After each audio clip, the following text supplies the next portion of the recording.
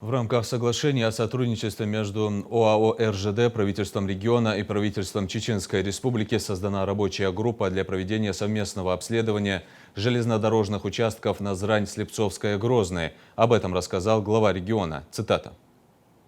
В дальнейшем будут определены координаты мест пересечения автомобильных дорог с железной дорогой, а также проведены кадастровые работы для регистрации права федеральной собственности и оформления в последующем договорных взаимоотношений с Росимуществом регионов. После завершения работ начнется подготовка технико-экономического обоснования инвестиционного проекта «Организация пассажирского и грузового сообщения на участке железной дороги Назрань-Грозный» с учетом восстановления железнодорожной линии Слепцовская-Грозный, реконструкции участка Назрань-Слепцовская.